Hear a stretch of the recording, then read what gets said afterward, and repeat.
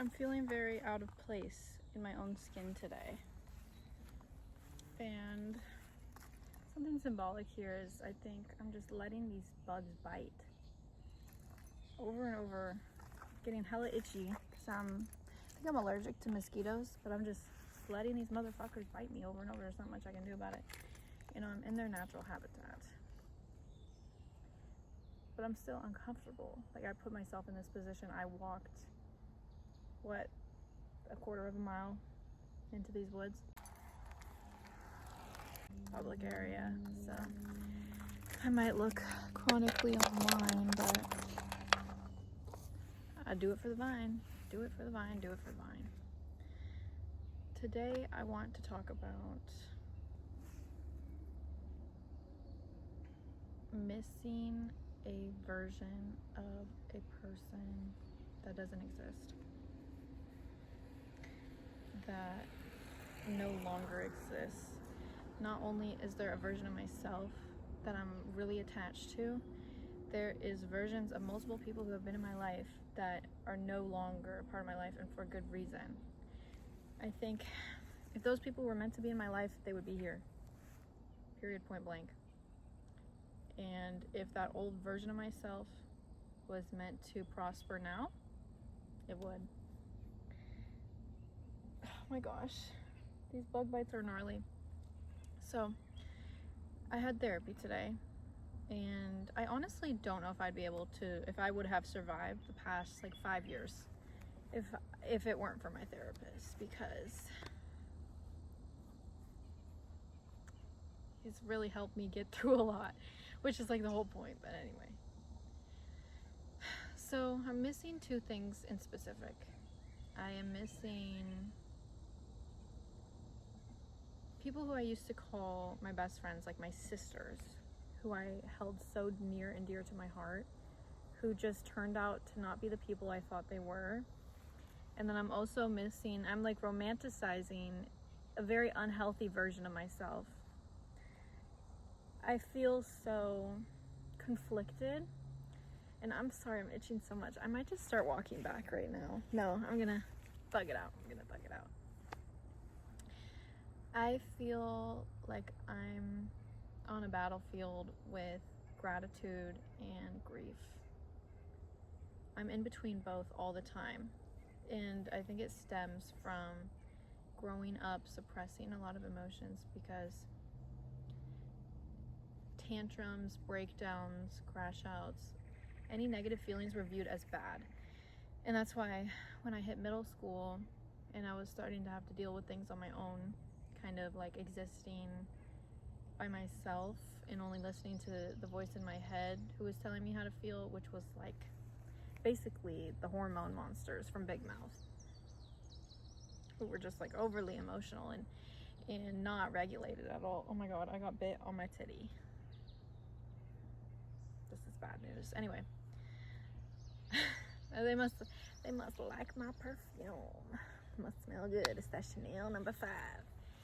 What was I saying? Oh yeah, so I didn't know how to regulate my emotions, and so that has built up until now. Of course I know how to regulate my emotions now, but I still suppress things so often, and I still don't let myself sit with negative feelings. Oh my gosh, a deer. Oh my gosh. I'm so distracted, sorry. Wait, can I pause this and turn it? Oh my god, I wish I could film this. No, it's gone now. It's okay. Sorry, I got off track. Okay. So, yes. I forgot what I was originally saying. Oh my gosh, I've seen a lot of deer today, and I think it's a good sign. I think it's supposed to mean something, right? I'm assuming. It's means something good. Anyway, the version of my body that I'm romanticizing the most is from me in May, when I was in a really toxic relationship, and I was 90 pounds, and I was just so depressed. I was on heavy medications, and I was just not flourishing at all. I felt dead. Like I felt like a Tim Burton character. But I miss how skinny I was. And I'm not saying like I'm not skinny now or anything. Like I think my body is very healthy now. I'm finally at a good weight again.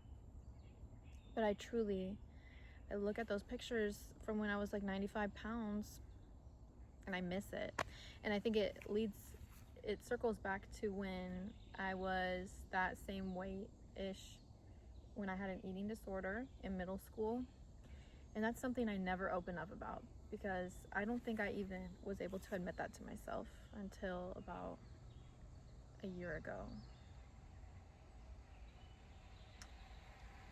So it's kind of difficult to address now because I don't have the, not vocabulary for it, but I don't have the all the memories unlocked of what it was even like because I blacked it out for so long. Like I would just starve myself and I would snack and I would say that was normal because, you know, social media has a tendency of romanticizing the most toxic things you can do for yourself. Drugs, money, sex. That's what it's all about, I guess.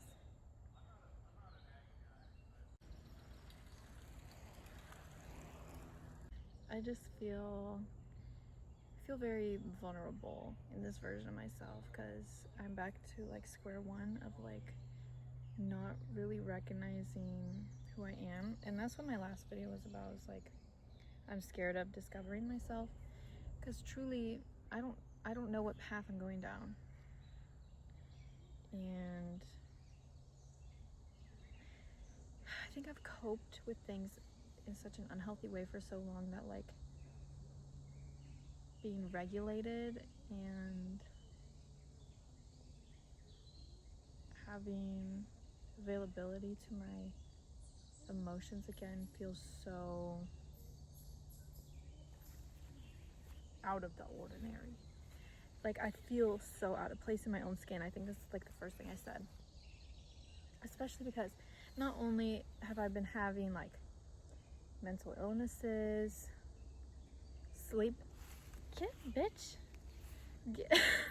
a sleeping disorder, I've had surgeries, and all this stuff, it really builds up and it takes a toll. Like every aspect of my life is affected. The way my body looks, the way I view it, what it can do. I've grown up very athletic. I was a gymnast for 10 years-ish. For almost a decade, I was a gymnast and a dancer, and I still very heavily identify with that part of myself. I still think I'm a dancer. Like, you play a beat, get low. You know what I mean? But I can't say like I go to dance lessons anymore. I haven't for how long? Like 3 years? For five years? I don't even know. I don't know. It's been a long time though. It's been a long time. And so, and oh my gosh, I had to quit gymnastics because of an injury I got. So I've had these things kind of robbed from me. And today, I told my therapist I was dealing with the emotion of shame. I feel ashamed about my body, which is something I've dealt with before. But he said, what do you feel ownership over that you're ashamed about? Like what could you have changed about your situation? And I said, I did everything I could. So after processing the shame, working through that, I'm only really left with frustration and truly depression. Like I forget that I have depression. I forget that it doesn't just go away. It's there. It's with me at all times. Like I had to take medication for it for a reason.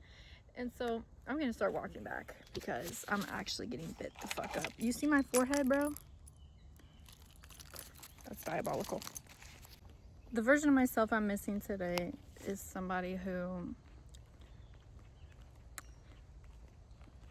couldn't deal with trauma without making it have a purpose other than... Sorry. You're okay. Just want to let you know. Okay. Couldn't deal with trauma without giving it without seeing it as a comedic opportunity or as a purpose with like, what am I getting out of this? Which every experience I've had is a learning experience, of course.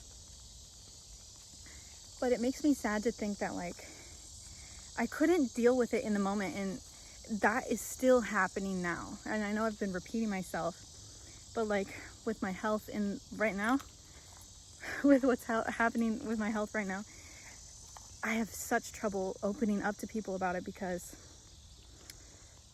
I'm waiting for it to be over. I don't want anybody to know about it, and I don't want to deal with it myself until I can see the brighter side of the other side, like making it to that finish line, because it's just kept postponing. And so it's kind of just to the point where I'm like grieving it in the moment, which is such a strange feeling, because how can I grieve something that is still very much alive? Hi. It's really beautiful out here.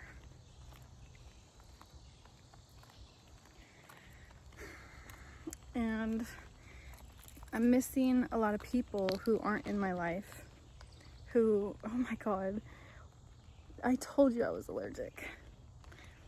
I'm missing people who kind of enabled that unhealthy version of myself, who made it more difficult for me to live in my true energy, you know, like people who were kind of destructive. They were stuck in destructive cycles, and even though I could tell that wasn't who they were deep down, even though I could tell they had good hearts and good character, like good morals, they were just choosing the wrong things for themselves. And so taking myself out of that situation, I'm still thinking about it like 6 months later, because I loved them so much, and I still have so much love for them. And I had to choose myself when I didn't really even fully believe in myself, and I didn't know if I was making the right decision. And that has been so hard to learn, because now I'm stuck with an incomplete version of myself who now has a void that used to be filled by, it was like substances or like drama or things that would just distract me instead of helping me grow. They were keeping me stuck.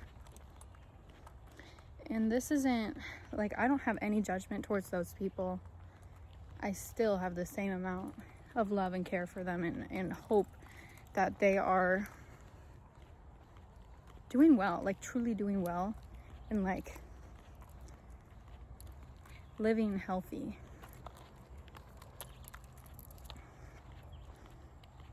I just hope they end up healthy.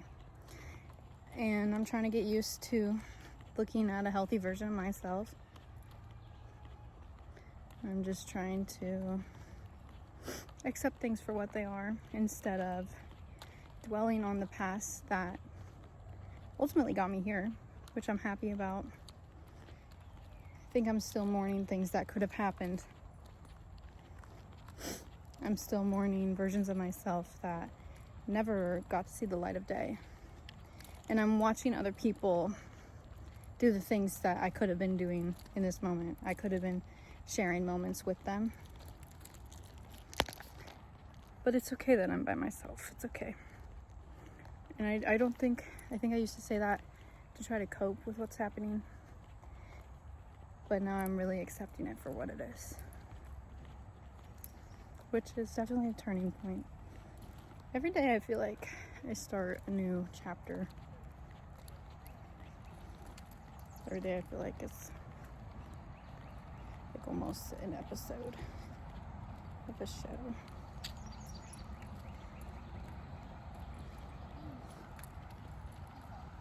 Hi.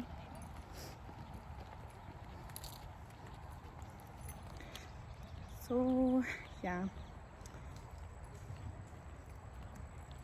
think that's about it for today. If I don't end up cutting out parts of this video that were just like people walking by, I apologize. Oh my gosh, my arm is tired. Yeah, I feel better. I feel better after saying all that stuff. I really have to pee, and I'm so freaking itchy. Oh my god, there's so many more cars here than there was before. Dang. Everybody wants to go biking.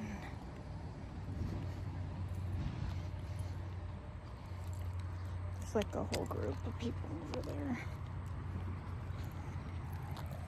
Yeah. So that's all for today. I think the message I want to give to my future self who could be watching this is give yourself grace for the times you let yourself down, because every part of you, every version of you leads you to who you are today. And you are good enough no matter if you're disappointed. I just stepped on fucking wire. Fuck.